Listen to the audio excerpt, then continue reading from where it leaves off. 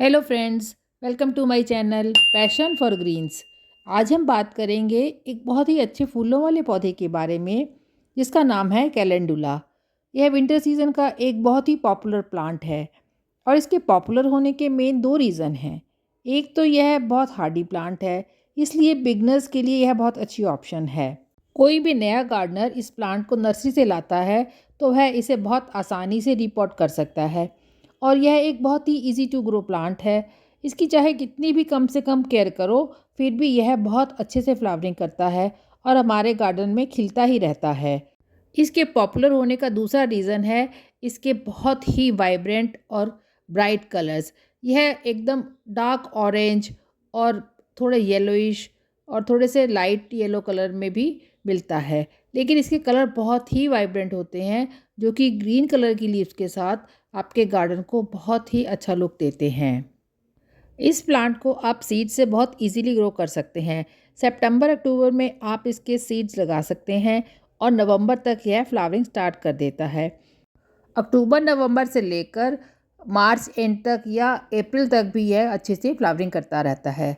मैंने भी seeds grow किए थे, लेकिन उनको प्रॉपर केयर ना मिलने की वजह से वह जर्मिनेट नहीं हो पाए। इसलिए मैंने इन प्लांट्स को नर्सरी से ख़रीदा है, क्योंकि ये प्लांट तो मुझे अपने गार्डन में चाहिए ही चाहिए थे।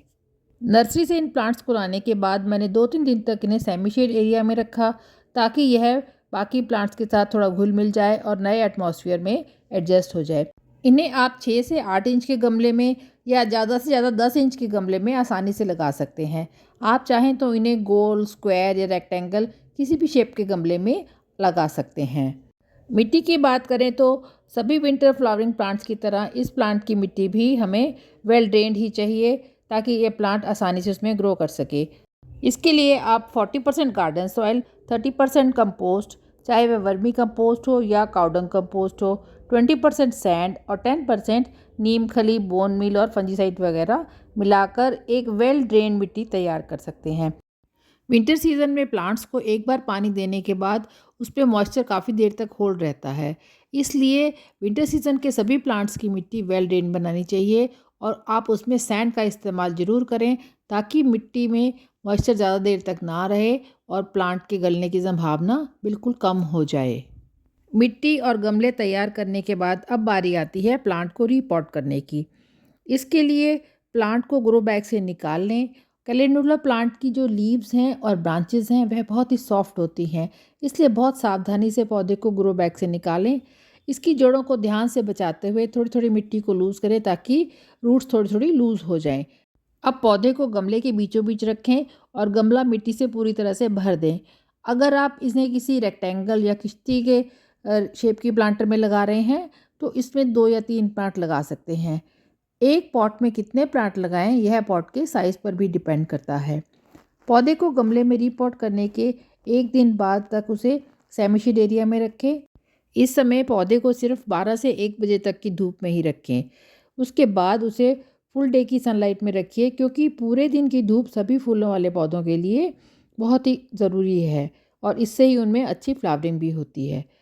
इस तरह से मैंने भी अपने सभी पौधों को रीपॉट कर दिया है और यह है मेरे प्लांट्स का अपडेट, जो कि लगभग 1 हफ्ते बाद का है। अब सभी प्लांट अपनी ग्रोथ दिखा रहे हैं। इनमें नई नई कलियां और फूल भी खिलने लग गए हैं। अब मैंने इन प्लांट्स को अपने टेरेस गार्डन में पूरे दिन की धूप में रखा है। कैलेंडुला प्लांट में पानी की रिक्वायरमेंट बहुत लिमिटेड रहती है।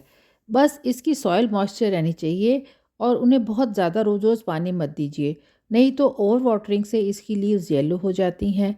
जब टॉप सॉइल सूखी हो तभी पानी देना चाहिए। मिट्टी में मॉइस्चर हमेशा बना रहना चाहिए, क्योंकि अगर बहुत देर तक आपने पानी नहीं दिया तो इससे भी लीव्स और फ्लावर्स जो हैं वो मुरझा जाते हैं और प्लांट एकदम डल दिखाई देने लग जाता है। इस प्लांट में जैसे ही ग्रोथ शुरू होती है, इसमें आपको चारों तरफ से बड्स निकलती हुई दिखाई देंगी और जल्दी ही पूरा प्लांट इस तरह से फूलों से भर जाता है।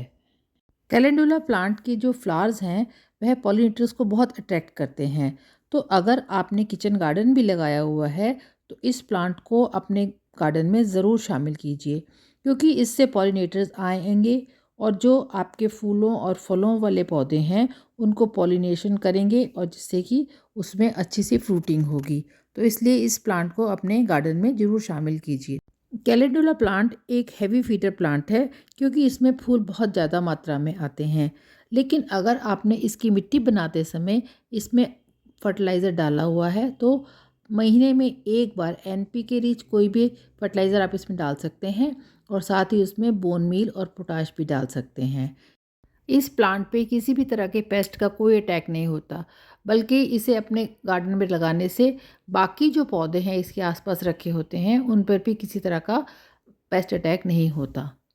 कैलेंडुला प्लांट में ज़्यादा फूल पाने के लिए इस तरह से जो भी इसके स्पेंट फ्लावर हैं उन्हें टिप से काट दीजिए ताकि उसकी जगह पर नई नई ब्रांचेस निकलें और जिन पे नई कलियां बनकर फूल आएँ। इससे जो प्लांट की एनर्जी है वो भी ज़्यादा वेस्ट नहीं होती और प्लांट अपनी ग्रोथ में पूरी एनर्जी लगाता है। मार्च अप्रैल में इस प्लांट में फ्लावरिंग काफ़ी कम हो जाती है। इस समय आप इससे सीड कलेक्ट कर सकते हैं। इसके लिए जो स्पेंट फ्लावर हैं उन्हें तोड़े नहीं, उसी में ही सीड पॉट्स बन जाते हैं जिन्हें आप अपने आप कलेक्ट कर सकते हैं और नेक्स्ट सीज़न में नए प्लांट्स उनसे बना सकते हैं। सो फ्रेंड, ये थी कैलेंडुला प्लांट के बारे में पूरी जानकारी। आशा करती हूँ आपको ये वीडियो अच्छा लगा होगा। अगर ज़रा भी अच्छा लगा हो तो मेरी वीडियो को लाइक कीजिए, कमेंट कीजिए और मेरे चैनल को सब्सक्राइब कीजिए। Thanks for watching.